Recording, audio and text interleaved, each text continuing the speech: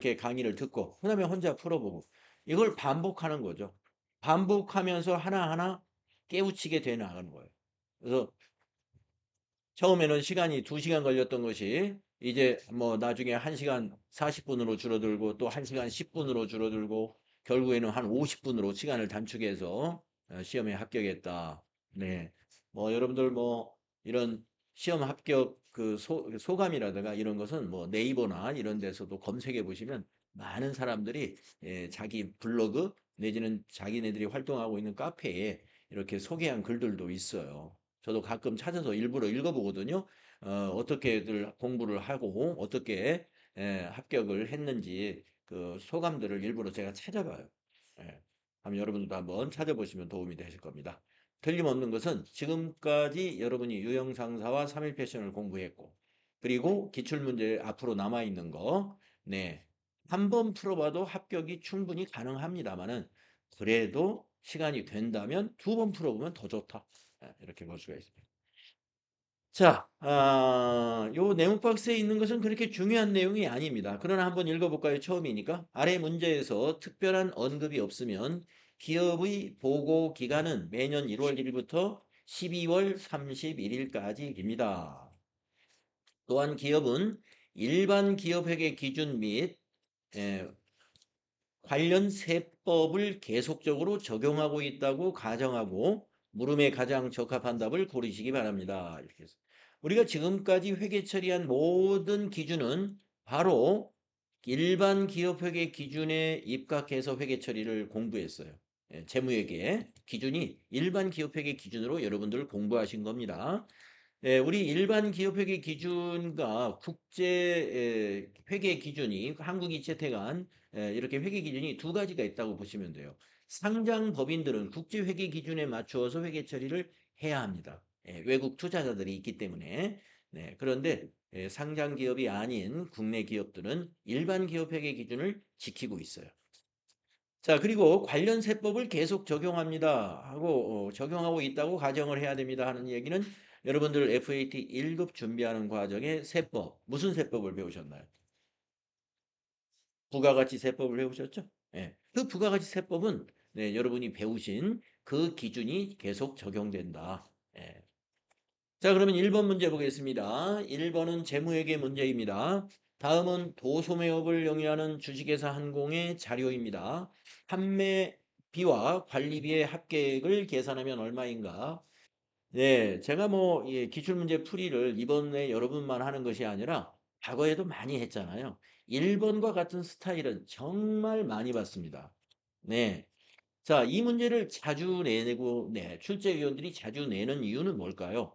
판매비와 관리비의 계정 과목과 영업의 비용의 계정 과목을 분류할 수 있느냐? 이걸 보고 있는 거예요. 예. 그래서 우리가 비용이라 하는 것은 말입니다. 먼저 제일 큰 비용이 뭐가 있습니까? 손익계산서에서 맨 처음에 나오는 비용. 매출액 바로 밑에 있는 비용이 뭐죠? 매출 원가. 그렇죠. 매출 원가가 가장 큰 비용이죠. 그 밑에 이제 판매 관리비가 이제 쫙 나오잖아요. 예. 그 밑에 비용이 나오는 게 영업의 비용이 나오죠. 그래서 여기 네모 여기 이제 표에 있는 것을 보면 보통 판매 관리비와 영업의 비용을 섞어 놔요. 예. 그리고 또 비용 마지막에 나오는 게 뭐가 있죠? 법인세 비용이 있죠. 예. 그렇습니다. 자, 한번 네모 박스에 있는 걸 보세요. 도소인세비, 수선비, 교육훈련비, 대손상각비, 재고자산 감모손실, 이자 비용. 네, 다 비용입니다. 그래서 이 비용이 제가 아까 말씀드린 대로 판매관리비, 영업의 비용 이렇게 구분되어 있어요. 자, 영업의 비용만 한번 골라서 빼보겠습니다. 자, 쭉 보니까 재고자산 감모손실 이거 영업의 비용입니다. 네, 재고자산 감모손실.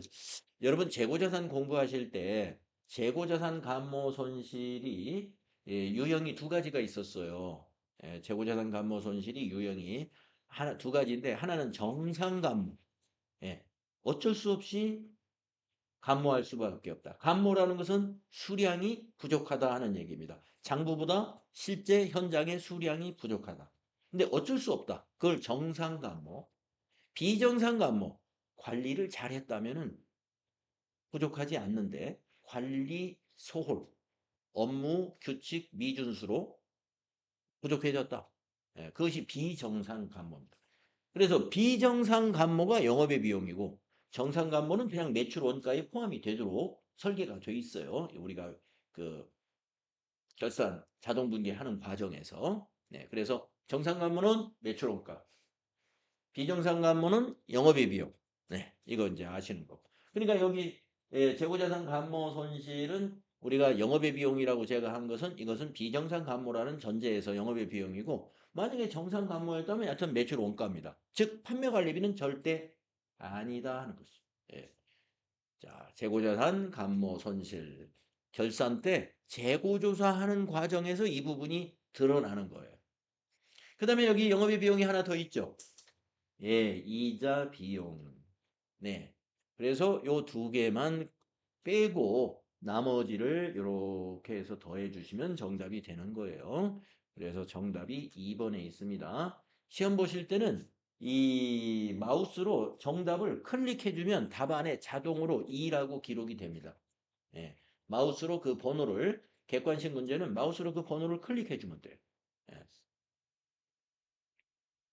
다음에 2번 가보겠습니다. 다음 자료를 토대로 당기 순이익을 계산하면 얼마인가? 네, 좀 이제 이런 문제는 이제 준비를 하신 분은 맞출 수가 있는데 준비가 안 되신 수험생에게는 이게 무슨 말이냐 하고 깜짝 놀랄 수가 있어요. 왜냐?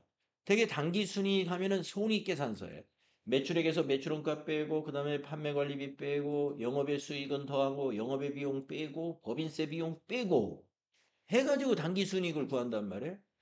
예, 그 손익계산서 구조 여러분 다 암기하셨죠? 예, 손익계산서 구조가 머릿속에 쫙 정리가 돼 있어야 돼요.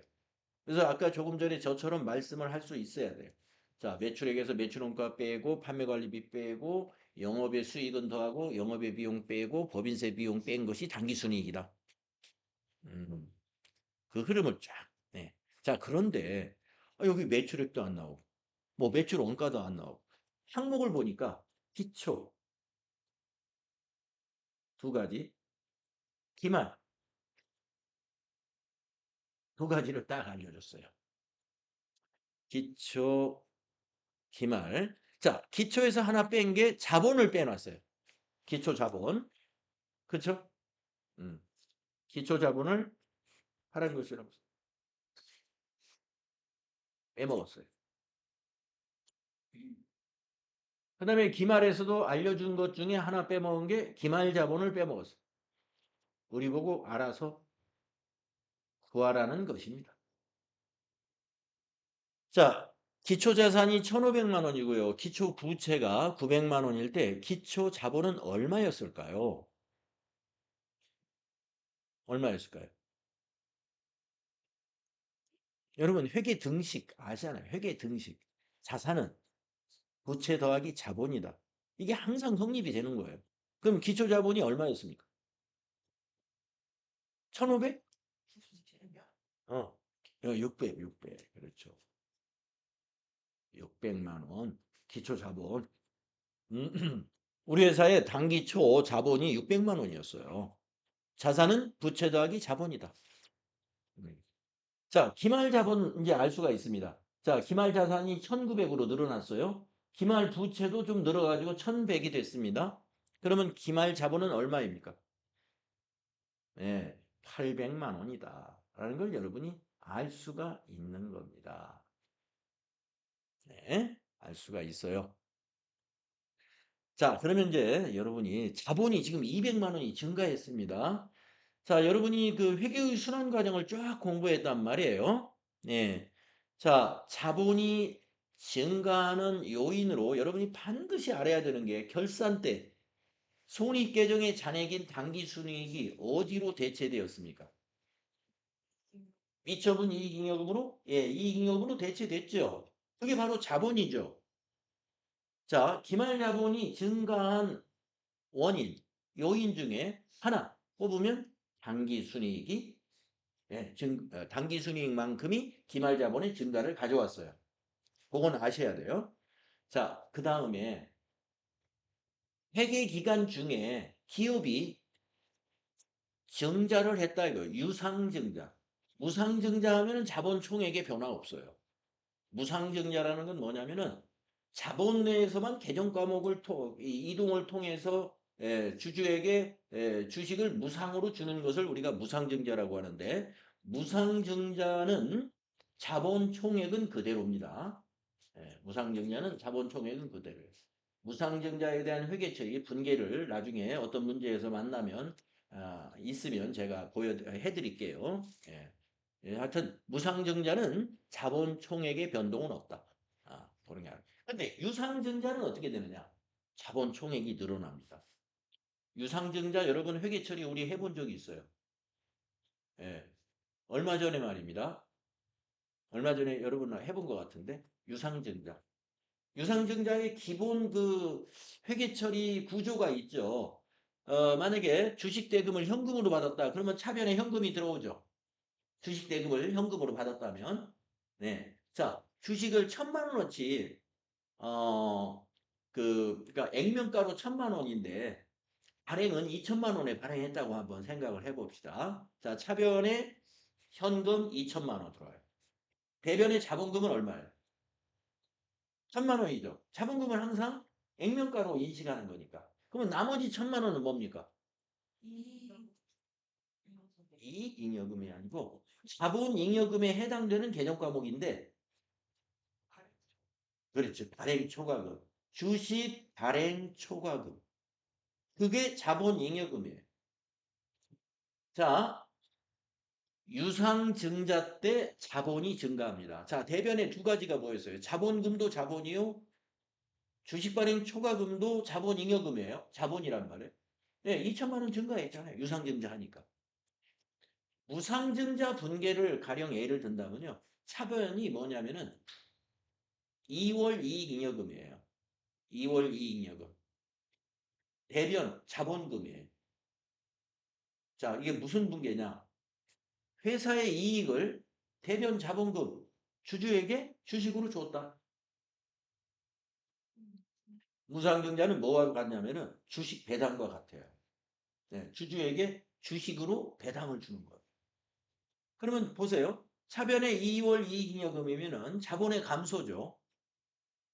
자본의 감소. 1,000만 원어치를 만약에 무상증자 했다고 보세요. 주식 배당했다. 그러면 차변의 2월 이익잉여금이면 자본 감소예요. 대변의 자본금이에요. 주식을 발행했으니까.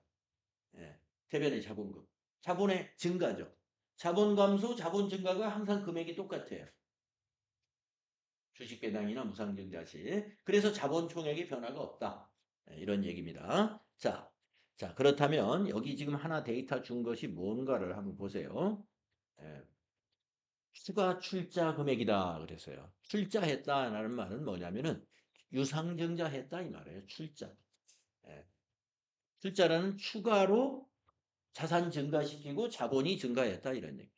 유상증자를 말한 겁니다. 자, 50만 원 유상증자했습니다. 그러면 이 50만 원의 유상증자 부분이 기말 자본의 증가에 영향을 준 거죠. 네, 50만 원이. 그러면 이제 200만 원 증가한 것 중에서 50만 원은 유상증자로 인해서 자본이 증가한 거니까 당기순이익으로 증가한 건 얼마라고 봐야 돼요? 빼주면 150만 원은 당기순이익으로 인해서 증가한 거다. 이렇게 우리가 판단할 수 있다. 이해가 되실까요? 네. 당기순이익을 계산하라 하면서 손익계산서 항목의 데이터를 줄 수도 있습니다. 그거는 손익계산서 구조를 아는 사람이면 누구나 계산할 수가 있죠. 쭉 나열하면 되니까 매출액부터 매출원가 빼주고 매출 총이익에서 판매관리비 모아서 빼주고 거기서 또 영업이익을 구하면은 이제 영업이익에서 영업의 수익은 더하고 영업의 비용을 빼고 또 법인세 비용까지 빼면 그게 당기순이익이에요. 하지만 손익계산서 항목인 수익과 비용이 아니라 재무상태표 항목을 가지고도 우리는 당기순이익을 계산해낼 수 있어요. 그래서 여러분이 나중에 이제 재무상태표 전산에서 조회해 보세요. 재무상태표에도 거기 자본 부분의 맨 끝에 당기순이익 표시가 돼 있어요. 왜냐? 이렇게 맞춰보면 이게 검증이 되니까. 예. 기초자본에서 기말자본을 증가한 부분, 예. 기초자본에서 기말자본 증가한 부분, 그게 당기순이익이에요. 예.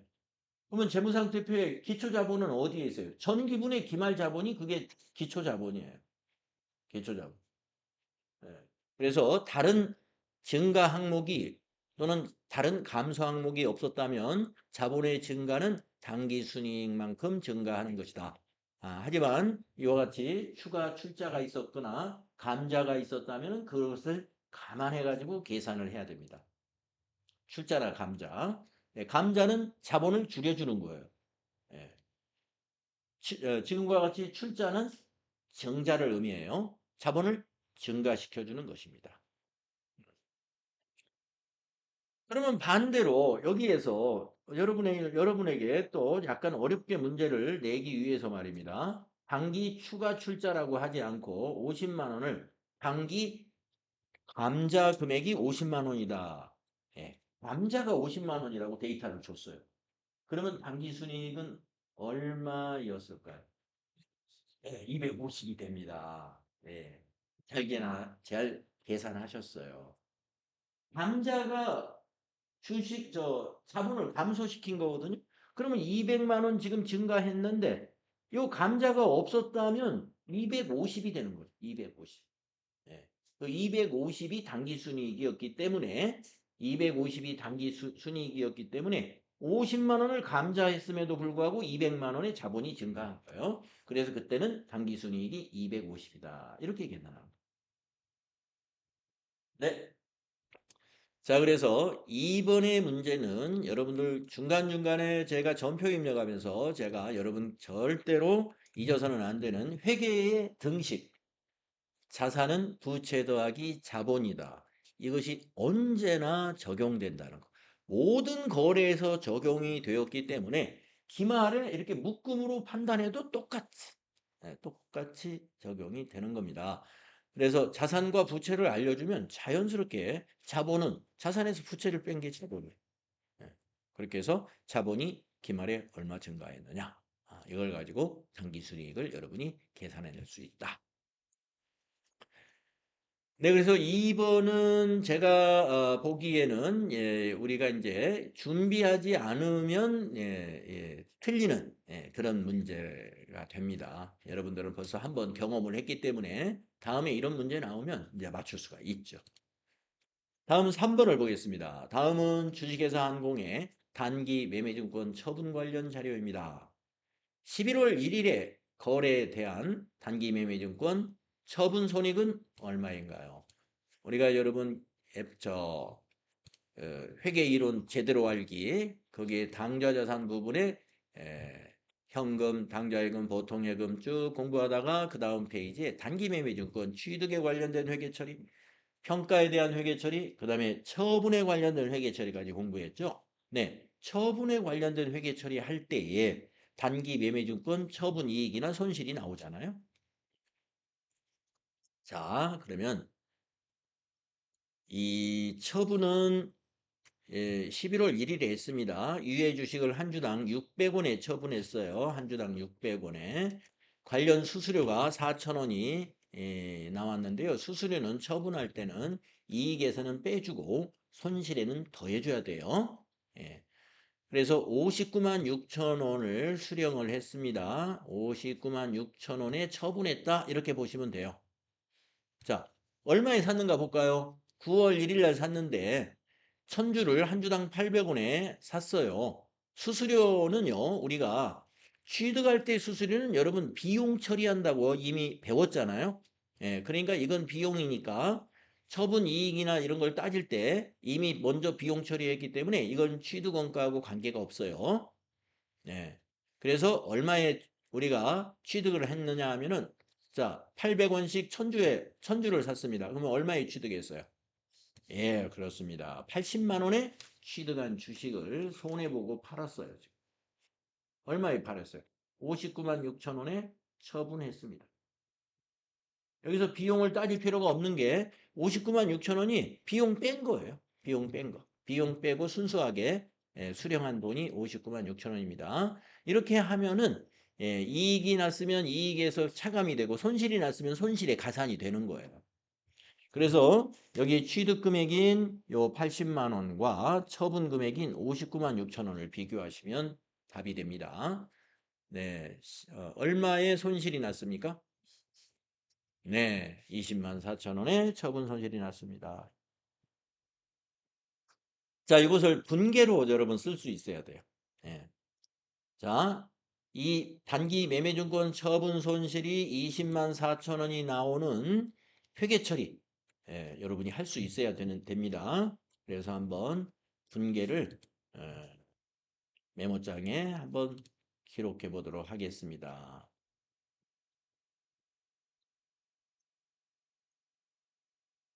차변의 현금이 얼마 증가합니까?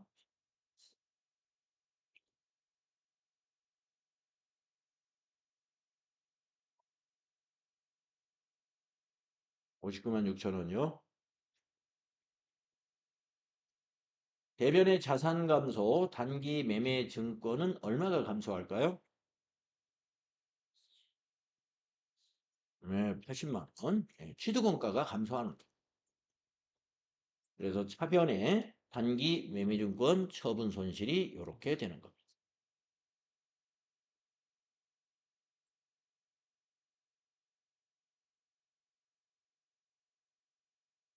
이렇게 되는 거예요.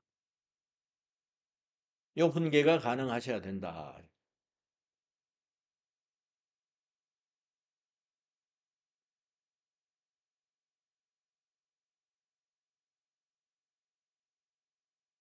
처분시 분계가 이거였어요. 11월 1일 날 회계 처리는 이렇게 하기 때문에 이걸 근거로 해서 이 처분으로 인해서 단기 매매증권의 처분 손익이 어떻게 되느냐 하면은 단기 매매증권 처분 손실 20만 4천 원 발생하게 되는 것이다. 예, 이렇게 그러니까 이 문제 3번을 설명하려면은 이 분계를 할 수 있어야 설명이 되는 거예요. 회계 처리가 이렇게 되기 때문이다. 예. 그러면 연습하기 위해서 9월 1일 분계도 한번 여러분 생각해 볼까요?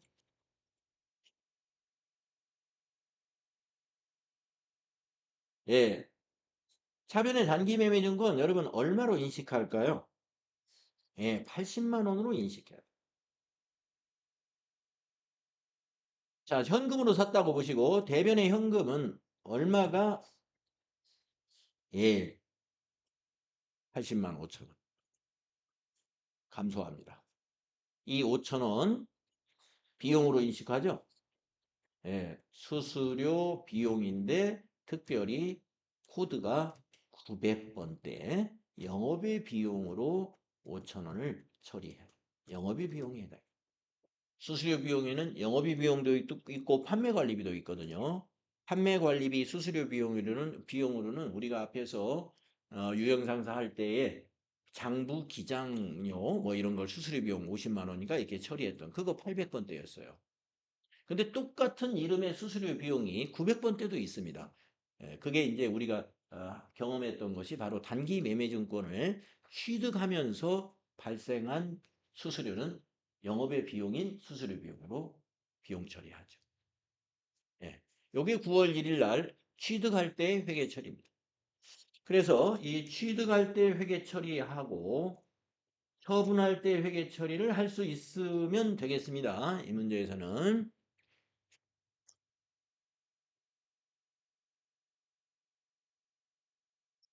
자, FAT 1급은 단기 매매증권을 주제로 시험 문제를 즐겨서 냅니다. 단기 매매증권에 관해서는 이론에서 하나 또 아니면 실무에서도 하나 정도 자주 나오는 편이에요. 단기 매매증권 관련된 회계 처리나 요거는 꼭 잘 학습을 해 두시기 바랍니다. 다음 네 번째 문제 보겠습니다. 네. 1번 문제하고 성격이 같은 거예요. 1번 문제는 판매관리비가 얼마냐고 물었고요. 4번 문제에서는 영업의 비용에 해당되는 것은 어떤 개정 과목이냐 물은 거예요. 성격이 같잖아요. 개정 과목 분류가 이렇게 시험에 잘 나온다 이거예요. 예. 자, 그래서 영업의 비용을 한번 찾아보겠습니다.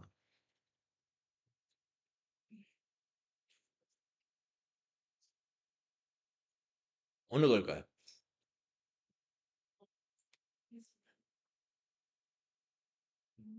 2번이에요. 음. 기타의 대손삼각비. 자, 여러분 대손삼각비는 판매관리비예요. 아까 여기 1번 문제에서 대손삼각비 판매관리비였죠. 자, 대손삼각비가 뭐였느냐? 외상매출금, 가드로움, 잔액에 대해서 일정한 율, 잔액 비례법으로 일정한 율의 대손을 예상해 가지고 대손 충당금을 추가 설정할 때 차변에 오는 그 비용 계정 과목이 바로 대손삼각비입니다. 대변에는 대손 충당금 이렇게 회계 처리하죠. 그러면 기타의 대손삼각비도 성격은 같은 거예요. 그런데 판매비와 관련이 없는 판매 활동과 관계가 없는 돈을 빌려주는 행위, 대여금 같은 거 있죠. 예. 여유자금이 많은 회사는 거래처하고 어떤 유대관계가 좀 괜찮고 하면은요, 거래처끼리 돈을 빌려주기도 해요. 예. 거래처 중에는 관계회사도 있을 수 있습니다. 예, 서로 도와줘야 되는 회사. 그냥 빌려주면은 이게 어떤 문제가 될 수 있으니까 뭐 이자를 일정한 이자를 소정의 이자를 받고 빌려주면 돼요. 예. 서로 거래 관계가 있고 하기 위해서 하니까 서로 자금을 융통해 주는 거죠. 그런데 그러한 그 대여금에서 그 대손이 발생할 걸 예상해 가지고 충당금을 만약에 설정한다. 그러면은 그때는 차변에 오는 게 대손상각비가 아닙니다. 기타의 대손상각비, 영업의 비용 처리야. 그리고 대변은 대손 충당금이에요. 대여금에 대한 다음 코드인 대손 충당금으로 합니다. 자, 그래서 기타의 대손상각비는 대여금에 대해서 대손을 예상할 때 비용 처리하는 것이므로 대여금은 판매 활동과 관계가 없다. 그러므로 영업의 비용이다. 자, 그런데 이제 아까 답변 중에 이게 살짝 나왔어요. 주식 할인 발행 차금. 예, 여러분 주식 할인 발행 차금은 어떤 개정 과목하고 짝꿍이 되냐면은 조금 전에 유상증자를 제가 예를 들을 때, 자, 1,000만 원, 액면가가 1,000만 원인 자본 주식, 액면가 1,000만 원인 주식을 2,000만 원에 발행했다, 현금 발행했다 할 때 분계 구조가 차변에 현금 2,000만 원, 대변에 자본금이 1,000만 원, 그 다음에 초과금, 주식 발행 초과금이 1,000만 원 하면서 주식 발행 초과금은 자본잉여금이라고 그랬죠. 그 자본잉여금의 짝꿍이 되는 자본 조정에 해당되는 개정 과목이 주식 할인 발행 차금, 주식 발행 초과금의 반대 개념입니다. 자, 법인이 운영자금을 모아야 되긴 하겠는데 은행에서 차입하기도 어렵고 채권을 발행하기도 조건이 안 되고 해서 그냥 주식을 발행하기로 했습니다. 그런데 우리 회사에 대한 인지도 또 투자자들의 기대가 그렇게 좋지 않아 가지고 액면가도 사줄 사람이 없어요. 그러면 액면가 이하로 주식을 발행합니다. 액면가 이하로 발행할 테니 한번 투자를 해달라. 그러면 만약에 액면가 1,000만 원인 주식을 500만 원에 절반 할인해서 발행한다고 봅시다. 그러면 차변에 현금이 500만 원 들어옵니다. 대변의 자본금은 언제나 액면가로 인식합니다. 대변의 자본금은 1,000만 원이 되죠. 그러면 차변에 오는 계정값은 500만 원이 뭐냐? 이게 오는 거예요. 주식 할인 발행 차금. 그래서 주식 할인 발행 차금은 자본에 해당되는 계정값입니다. 그런데 차변에 왔잖아요. 아까 할인 발행할 때. 그래서 자본을 감소시킵니다. 예. 처음에 이 개정 과목이 등장할 때 자본 감소가 돼요. 그래서 그걸 조정이라고 그래요. 자본 조정. 예? 여러분 자본 잉여금은 처음에 증가시키는 거예요. 자본을. 잉여금. 잉여금이라는 건 돈이 남는다 하는 거예요. 잉여금이죠. 조정은 뭐냐면은 조정한다는 건 되게 이렇게 깎는 걸 조정한다. 예, 아마 여러분들 일상생활에서도 야 이거 좀 조정 좀 해줘. 예. 누가 견적을 냈는데 견적이 300만 원 나왔어요. 예. 이거 좀 조정 좀 안 돼? 예, 이거면 뭘 조정해달라는 것은 깎아달라는 의미잖아요. 예. 그러니까 우리가 여러분이 자본 조정하면은요. 아, 자본을 감소시키는 거다. 근데 반드시 감소라고 말할 수는 없어요. 왜냐하면 자본 조정 개정 과목 중에 일부는 감소가 아닌 것도 있어요. 아직 자본금으로 대체되기 이전 단계의 개정 과목들이 있어요. 주식 청약금 같은 거. 이것도 자본 조정으로 보는 거예요. 예. 그렇기 때문에 자본 조정은 자본을 감소시킨다. 이렇게 단정할 수는 없지만 지금 여기 대응하는 이 주식 할인 발행 차금처럼 이렇게 감소시키는 게 주로 많습니다. 감자 차손 이것도 자본의 감소에 해당이 돼요. 감자 차손. 그래서 처음에 나타날 때 차변에 나타납니다. 그리고 없어질 때는 대변에 가서 없어져요. 자, 그래서 주식 할인 발행 차금은 여러분 영업의 비용이다 이렇게 생각하면 안 됩니다. 주식 할인 발행 차금 자본입니다. 주식자 들어가는 개정 과목은 다 자본이라고 보시면 틀림없을 거예요. 주식자 들어가는 것 다 자본이에요. 주식 발행 초과금, 주식 할인 발행 차금, 자기 주식 처분이익, 자기 주식 처분 손실, 주식자 다 들어가죠? 다 그거 자본입니다. 그래서 영업의 비용은 2번이었습니다. 그리고 1번은 자본이고 3번과 4번은 뭐예요? 판관비죠. 3번과 4번이. 네, 이제 5번으로 가보겠습니다. 네, 계속 재무회계 문제가 나오고 있는 거예요. 다음 총계정 원장 자료를 토대로 외상매출금 기말 잔액에 대한 대손 추정액을 계산하면 얼마인가 이랬습니다. 이 T계정을 볼 줄 알아야 돼요. 그래서 자 이게 지금 계정 과목이 대손 충당금이라고 하는 외상매출금의 차감 계정이에요.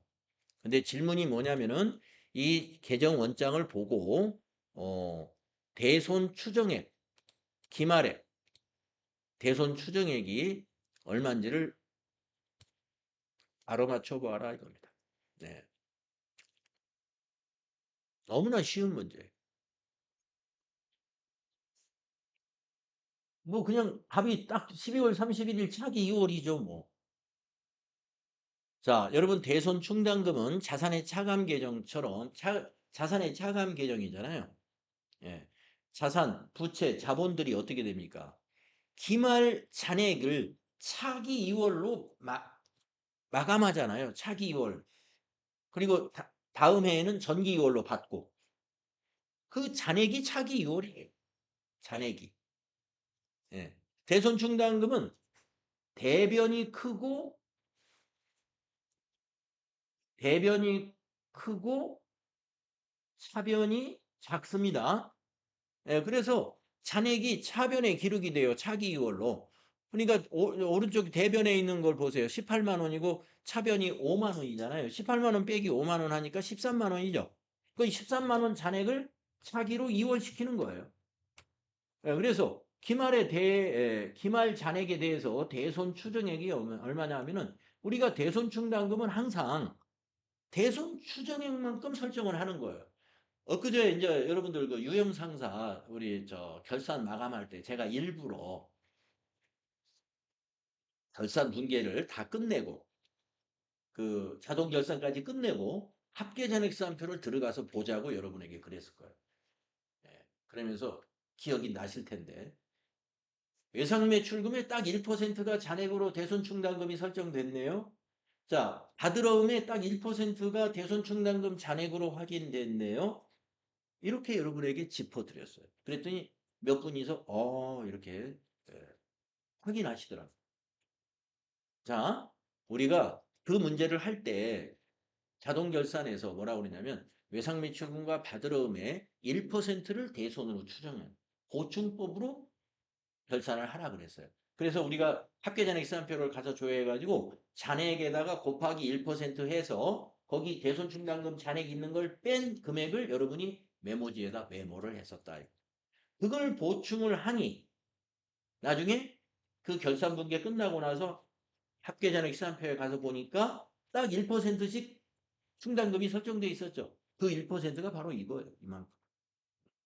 여기서 말하자면 1%인지 2%인지는 모르겠지만 질문이 외상매출금 잔액에 대한 기말 대손 추정액이 얼마냐. 여기서는 계산할 것도 없이 그냥 차기 2월이 잔액인 거다.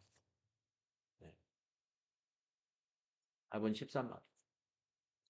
자, 그러면 제가 여기서 질문을 한번 해보겠습니다. 이 원장을 볼 줄 알아야 되는데 7월 6일 날 거래를 한번 설명해 보실까요? 7월 6일 거래를 분계를 한번 떠올려 보세요.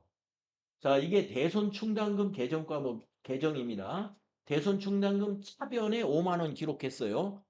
분계를 그렇게 떠올려야 돼요. 대손충당금 차변 5만 원. 대변이 뭐예요? 외상매출금입니다.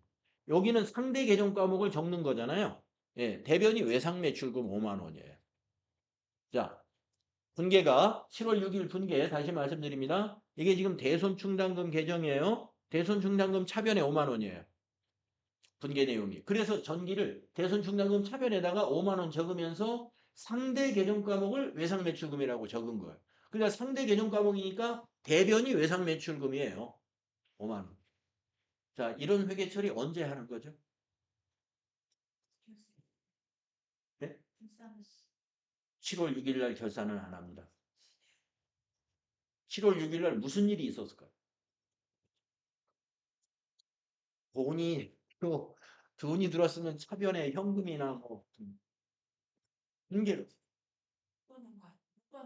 네, 그렇습니다. 대손이 확정된 거죠. 발생된 거죠. 대손 처리 분계예요. 예. 외상매출금 5만 원이 뭐 설봉상사 외상매출금 5만 원이 대손이 확정되었다 할 때 이미 예상했어 해가지고 충당금 설정했잖아요. 그 충당금을 줄여주는 거예요. 그래서 차변에 대손 충당금 5만 원, 충당금 감소. 그리고 대변에 외상매출금 5만 원, 자산 감소. 그게 대손 처리 분계입니다. 그래서 7월 6일 날 대손이 발생하는 거예요. 5만 원만큼 발생한 예, 거예요. 5만 원만큼 발생합니다. 그래서 대손 충당금이 5만 원 감소했던 거예요.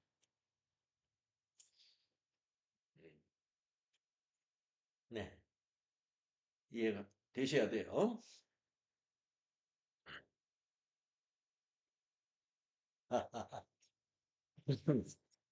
네.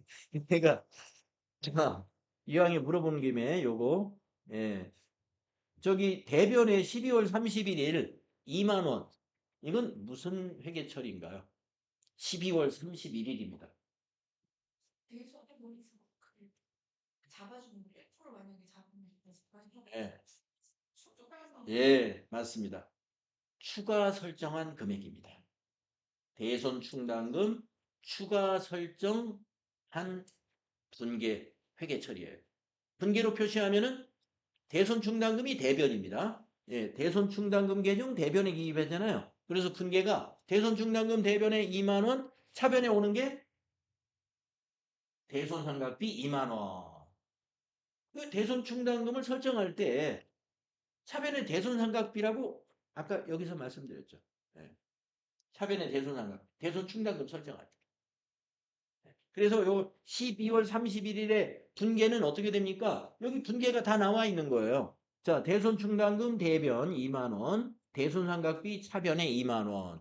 요 분계를 전기하면 이렇게 기록이 되는 거예요. 여러분들 우리가 이 회계 프로그램으로 넘어오기 전에 그 이론 공부할 때 제가 그 A4 용지에다가 T 계종으로 이 원장을 그려가지고 맨 앞 페이지에서 분계를 한번 하고 그 다음에 두 번째 페이지에다 전기하면서 그게 전기의 원리입니다라고 설명을 드렸잖아요. 응? 대변을 찾아볼 때 분계 있는 어떻게 12월 30일일걸? 자, 하변의 대손 상각비 2만 원, 대변이 대손 충당금 2만 원이죠. 예. 거래금 판료소로 하변의 대손 상각비 비용 발생이고요. 예, 대손 상각비 판매 관리비니까 비용은 차변에서 발생하죠. 그다음에 대변의 대손 충당금은 자산 감소예요. 예. 대손 충당금은 매출 채권의 차감 계정입니다. 예, 차감 계정 감소시킨다 이 말이에요. 매출 채권이 자산이죠? 예, 자산을 감소시키는 거예요. 예, 차변의 비용 발생, 대변의 자산 감소. 예, 거래의 판료소로 그렇게 됩니다. 뭐 1월 1일 이거는 이제 전기에서 넘어온 거예요. 그러니까 이게 26년도 장부라면은 2025년도에 기말 대손 충당금은 16만 원이었던 거죠. 16만 원이었던 거죠. 전기 2월이니까 지난해 16만 원의 대손 충당금이 넘어와 가지고 7월 6일 날 5만 원 대손이 발생해서 충당금이 11만 원으로 줄었다가 13만 원으로 내년도 대손이 예상되므로 2만 원을 추가 설정을 해 둔 거예요. 예.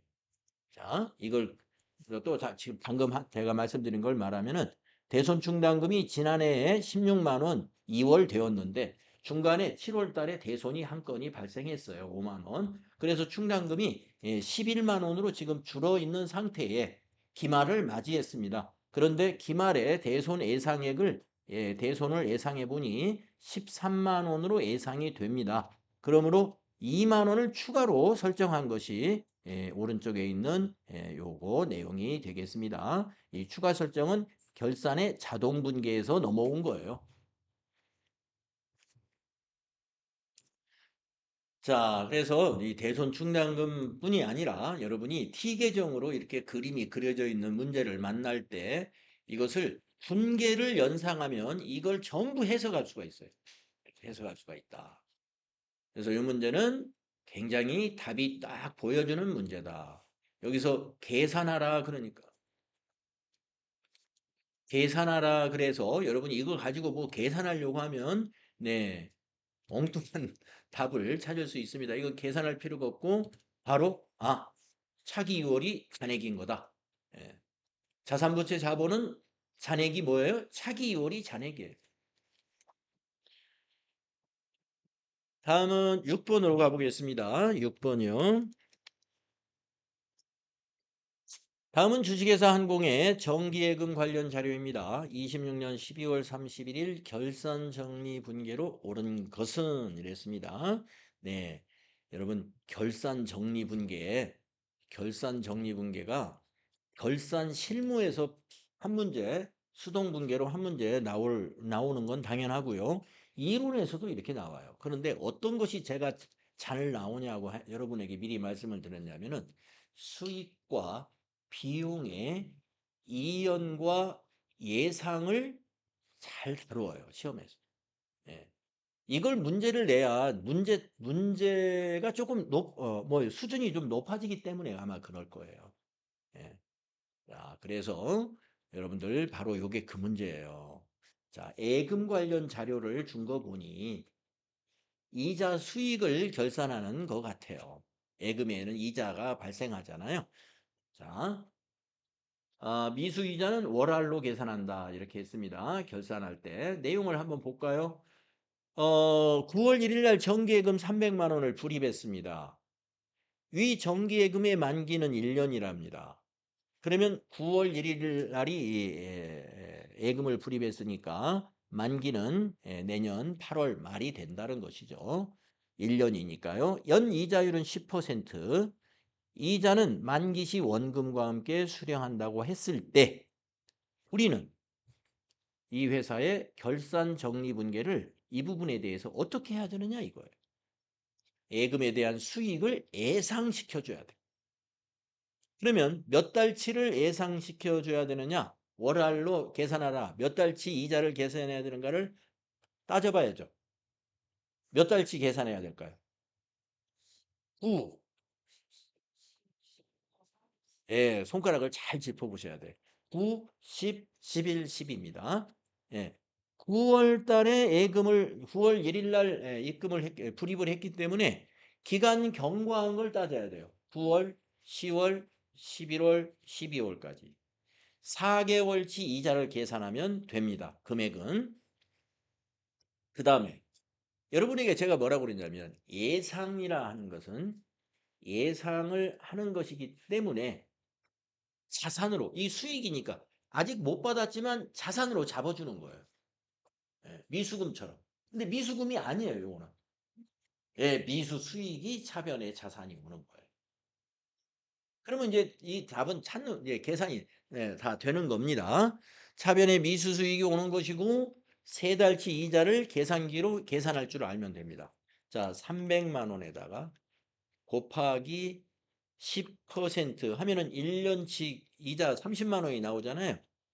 그러면 4개월 치면 곱하기 4 나누기 12 하면 돼요. 1년치 이자에다가 곱하기 4 나누기 12 하면은 10만 원 나옵니다. 10만 원. 월할 계산 여러분 꼭 할 줄 알아야 돼요. 예. 연 이자를 계산한 다음에 4개월치다. 그러면 4개월 곱하고 나누기 12. 그래서 10만 원이다 하는 것을 우리가 계산을 할 수가 있습니다. 자, 그러면 2번과 3번은 탈락이고요. 1번과 4번 중에 차변의 미수 수익 오는 것이 정답이니까 답은 1번이다. 차변의 미수 수익 자산 증가 10만 원, 대변의 이자 수익 수익 발생 10만 원. 이걸 우리는 뭐라고 하냐면 이 분계가 바로 수익의 예상이었어요. 수익의 예상.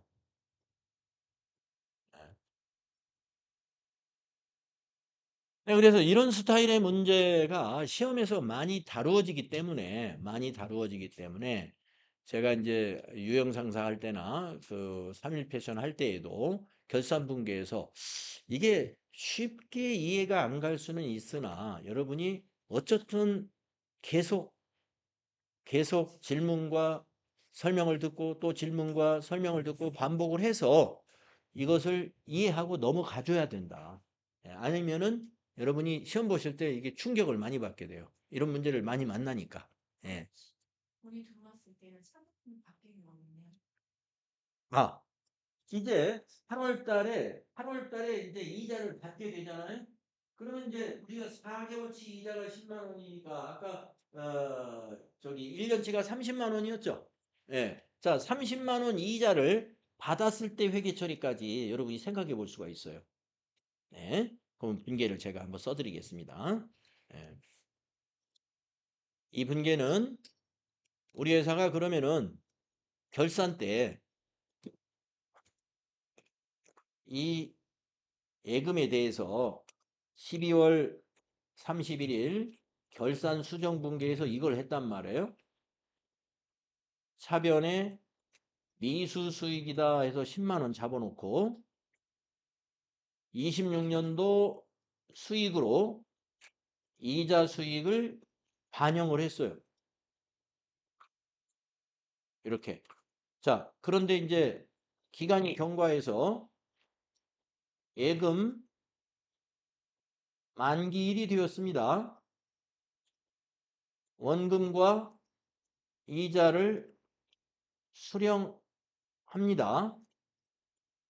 여기에 세금도 붙습니다. 세금은 계산하기 쉽게 한 10,000원만 붙었다고 가정하고 한번 분계를 해보겠습니다.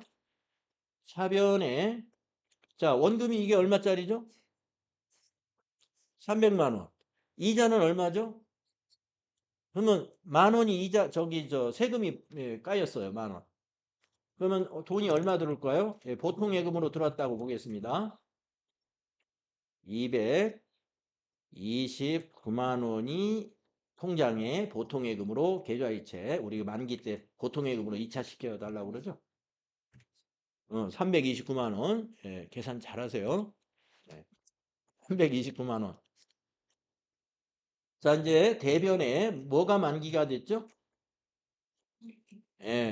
정기예금 XX은행 거 300만 원이 만기가 됐죠.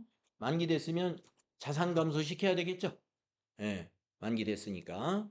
자, 대변에 오는 것은 이자 수익을 인식해 주는 게 남아 있고요.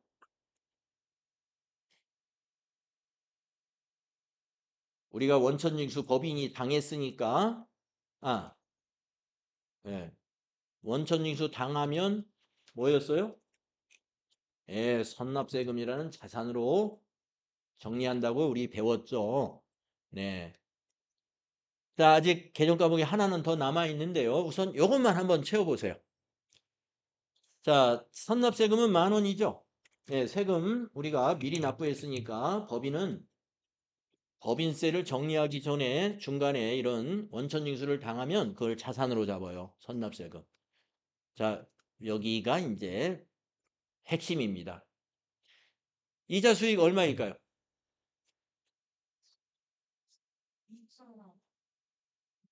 20만 원. 네, 누가 20만 원이라고 하셨어요? 정답. 네. 왜 20만 원일까요? 예, 맞습니다. 이자 수익 30만 원 중에 전기 때 지난해 수익으로 이미 10만 원은 예상을 해서 지난해 수익에 반영했어요. 단기의 이자 수익은 이때 20만 원만 인식하는 거. 그러면서 자, 요 미수 수익이 이제 자산으로 잡아놨는데 전기에는 그 이제 이자 받았으니 미수 수익이 이제 아니죠. 이 채권이 끝난 거예요. 그래서 자산 감소를 시켜서 미수 수익을 정리해 버리는 거예요. 이렇게 회계 처리하면 모든 것이 정리가 딱 되는 거예요. 예금 만기 때.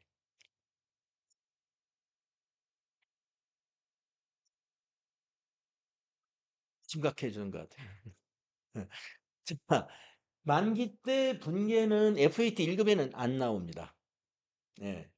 이건 출제 안 할 거예요. 근데 궁금하니까 여러분이 아시는 거예요. 이걸 알고 계시면은 이걸 알면 이것이 이해가 더 잘 돼요. 예. 나중에 이 미수수익이 예금 만기 때 어떻게 정리가 되는가를 그 후에 어떻게 정리되는가를 여러분이 거기까지 알게 되면 그 전 단계의 회계 처리가 더 잘 이해가 되고 잊어버리지를 않아요. 자, FAT 1급은 여기까지만 나옵니다. 여기까지만. 여기는 세무에서 나와요. TAT, 전산 세무나 TAT에서 만기가 됐다. 예금이 만기가 되었어요. 그런데 전기 말에 이러한 수정 분계가 있었다. 전기 말에 이 예금에 대해서 이러한 미수 수익 10만 원이 있었다. 이 분계는 안 써주고 전기 말에 이 예금에 관련해서 미수 수익이 10만 원이 있었다. 이렇게 알려주거나 장부를 조회해서 회계 처리하라고 알려줘. 미수 수익을 조회하라. 그러면 만기일 8월 31일 현재 미수 수익이 이 예금건이다 이런. 그러면 여러분이 합계전액기산표를 8월 31일로 조회해 보면 당좌자 상환에 미수 수익이 10만 원이 있을 거예요. 그걸 확인해 가지고 요 분계를 우리가 전표 처리를 하거나 이 분계를 답에서 찾으시면 됩니다. 그래서 10만 원 들어오는데 민방위 처음 해줬습니다. 예, 전기에 10만 원을 수익으로 반영했기 때문에 단기의 수익은 20만 원만 반영이 된다. 요렇게 회계 처리하는 겁니다. 이것이 이제 발생주의예요. 이것이 발생주의. 만약에 발생주의 회계가 아니고 현금주의로 회계 처리했다면 이 수정 분계를 해요, 안 해요? 안 합니다. 그냥 요거를 만기 때 그냥 이자 수익을 이 다음 해에 그냥 30만 원을 보는 거예요. 그건 현금주의입니다. 그래서 현금주의로 회계 처리를 하나, 발생주의로 회계 처리를 하나, 기간 전체 만약에 회사가 이번 회계연도에 회사가 뭐 끝을 낸다고 한다면 기간 전체로 보면 결과는 같아요. 다만 그 비용이나 수익이 어느 회계연도에 적용해 주는 게 그게 합리적이냐 요 문제예요. 예. 어느 회계연도에 적용해 주는 것이 합리적인 회계 처리냐의 판단 문제인데 어떻게 보고 있냐면 우리 기업회계 기준에서는 발생주의로 회계 처리하는 게 합리적이다. 그래서 발생주의 정리분계를 하는 거예요. 예. 자, 그래서 6번까지 일단 풀이하고요. 다음 시간에 7번부터 또 설명을 드리겠습니다.